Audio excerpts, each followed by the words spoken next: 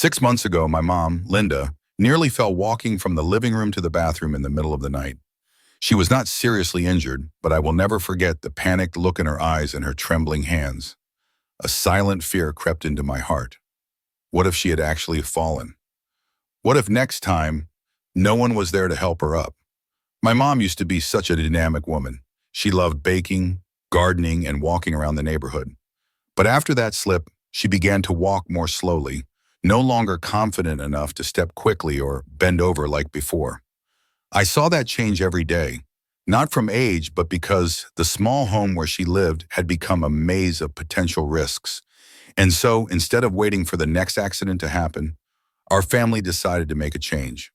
No expensive renovations, no demolition at all. We just focused on 5 seemingly small factors that turned out to be the hidden culprits, making older adults prone to falls. From a slippery rug on the floor, a too-low chair, to the dim light at night, everything was quietly pushing my mother further from her independence. The miraculous thing is, after removing these 5 factors, I saw my mom walk more confidently, stand up more easily, and her smile became lighter too. If you are living with aging parents, or if you yourself feel your daily steps are not as steady as before, this video is for you. Together, we will go through 5 simple adjustments to your living space to turn your small home into a safer place, a place where feet can become strong again and confidence can be reborn. Starting with the very first thing, an item that seems harmless but can cause your loved one to fall in an instant. First, eliminate slippery rugs. Many people think that small area rugs are harmless decorations, even helping to keep feet warm. But when you live with a 78-year-old mother, you start to see every corner of your home in a completely different way. For my mom, thin, lightweight rugs that did not grip the floor were nothing more than traps lying in wait underfoot. After her slip last year, I spent an entire afternoon just watching my mom walk around the house. And I noticed, every time she stepped over a rug, her body would tense up slightly, her eyes looked down, her steps slowed. Though she did not say it, she was clearly losing faith in the floor beneath her, the very thing that should have been the safest place. Many older adults have issues with vision, reflexes, and flexibility. A raised rug edge, a folded corner, or simply a rug without an anti-slip backing underneath is enough to make them trip. Falling from a slippery rug is one of the most common household accidents among seniors, yet it is also one of the most easily overlooked. I remember my neighbor Bill, 82 years old, was hospitalized with a broken hip after tripping on a rug in his own bedroom. It was just a soft, fluffy rug he loved that had slid out from under him as he got out of bed in the middle of the night. His daughter tearfully recounted, "We had child-proofed the whole house. We just forgot about that one rug." From that day on, my mom and I removed all the slippery rugs from our house. In places that needed warmth, like the bedroom, I replaced them with rubber-backed mats with low-profile edges. The main walkways were left completely bare, clean, flat, and obstacle-free. And unexpectedly, that small change had a huge impact on my mom's state of mind. She walked more comfortably, no longer pausing at every threshold like before. I saw her confident gait return, not fast, not strong, but steady and even. Just one change, removing slippery rugs, but it cleared the way for something much bigger: peace of mind. If you still have a lightweight, non-slip rug in your home, try rolling it up this afternoon. Who knows, you might just realize that keeping something out of habit is not always the best thing. Sometimes clearing it away is how you protect the ones you love most. Second, rearrange furniture for wider pathways. Have you ever noticed that the very way furniture is arranged in a home is what causes a loved one's steps to slow down, little by little? Previously, my mom always walked from the kitchen to the living room along a familiar path, between the old coffee table, an ottoman near the walkway, and a few souvenirs she liked to display. But after she turned 75, I noticed she would often hesitate when passing through those narrow spots. One time, her hand accidentally brushed against a wooden table corner, bruising her entire arm for days. It was not because she was careless, but because the house was no longer suited for her legs, which were weakening with time. What few people realize is, When we are young, a 20 to 24-inch path is more than enough. But for older adults, each step requires more space. To maintain balance, to be able to gently extend a hand if needed, and to avoid hitting hard objects when they misstep. Just a protruding table corner, a stack of books near the hallway, can be enough to make them lose their balance, trip, or become so fearful that they avoid moving around in their own home. I clearly remember the first time my mom exclaimed, "Why does our house feel so cramped lately?" Dear, the house was the same, the furniture was the same, but her body was different, weaker, slower, needing more space to feel safe. So our whole family spent a weekend widening the paths for my mom. We removed the coffee table from the middle of the living room, moved the ottoman against the wall, and cleared the cluttered decorations from the hallway.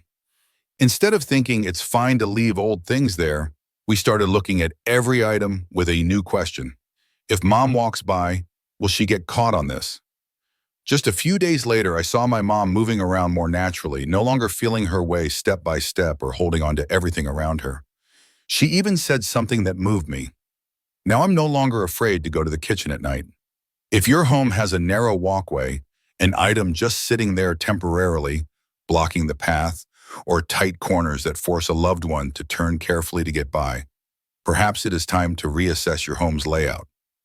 Rearranging furniture is not just about tidying up. It is a practical act to preserve the legs, the confidence, and the freedom of your loved one in every daily step. Third, install grab bars in the bathroom and hallways. Every time my mom went into the bathroom, my heart would skip a strange beat, not because she was so frail that she needed constant help, but because I knew just one slip in that place could change the rest of her life. The bathroom seems like the cleanest, most convenient room in the house, but it is also the most potentially dangerous place for an older adult. Slippery floors, no points of support, and actions like bending down, sitting, or stepping out of the tub all require a strength and flexibility that legs in their 70s and 80s no longer have in abundance. I remember one morning, my mom struggled to stand up from the toilet. It took her nearly a minute to stand up straight. Sweat beaded on her forehead, but she still smiled as if wanting to hide that struggle from her children. That image is etched in my memory forever. I realized older adults do not want to bother their children, but they are trading their safety every day just to hold on to their independence. And so we decided to install grab bars. No breaking walls or major renovations. Just a few simple, sturdy grab bars installed next to the toilet, in the shower, and along the hallway. The grab bars gave my mom a steady point of support when standing up, stepping out of the tub, or when she needed to balance while walking down the hallway at night. My neighbor Frank, 81 years old, once broke his shoulder after slipping in his bathroom. After that, he installed grab bars all over his house. A year later, he boasted, "I have not fallen a single time since then." I was so happy for him, because that was exactly what my mom was now experiencing. Control over her every move. A grab bar is not just an accessory, it is a symbol of silent care. When you install a grab bar in your home, you are telling your loved one, "I know you want to stand up on your own, and I want you to do it safely." If your home does not have grab bars, especially in the bathroom and hallways, do not wait any longer. A small metal bar today could be the reason your mother or father can still walk steadily, not relying on anyone else but on their own 2 feet and their own pride. Fourth, use better lighting at night. There is one small thing I never used to think about: nighttime lighting. But after age 75 for my mom, it became the deciding factor between a peaceful night and an unexpected accident. Mom often gets up to use the restroom around 3 or 4 in the morning. The small house would be shrouded in darkness with only a faint glow from the window. Every time she walked from the bedroom to the bathroom, she had to feel her way along the wall, fumbling with each step. Once she lightly bumped into the edge of a cabinet, and after that she no longer felt confident getting out of bed without turning on the ceiling light. That blinding light startled her and kept her awake afterward. That is when I understood. Older adults do not need a lot of light. They need the right light in the right place at the right time. I replaced all the night lights in the house with small, motion-activated lights installed near the floor.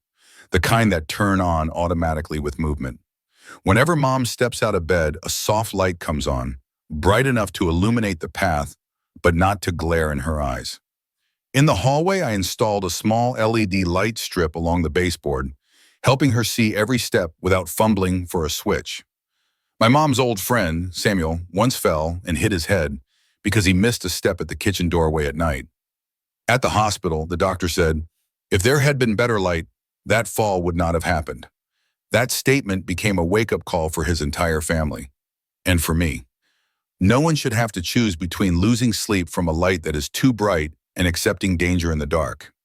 Nighttime lighting not only helps your loved one walk safely, but it also helps them maintain a sense of autonomy in their personal routine. No need to wake the kids, no need to wait for help. If your home is still pitch dark when night falls, try leaving a small nightlight on or installing motion sensor lights in key pathways. Because in the dark, it is not just our feet that can stumble, our peace of mind can fall too. And just a little light at the right moment can be the greatest gift you give your loved one in their later years. Fifth, replace low chairs with supportive, properly heighted ones. There is one small thing that has a huge impact on an older person's ability to stand up and sit down: the height and style of the chair they use every day. Before, my mom loved the old armchair in the corner of the living room. It was low, soft, and sank deep, comfortable to sit in, but getting up was a whole struggle. Every time she sat down, her knees bent sharply, her body had to lean back, and when she stood up, she had to push hard on her thighs, take a deep breath, and then manage to heave herself up. More than once, she would have to call me to pull her up a bit.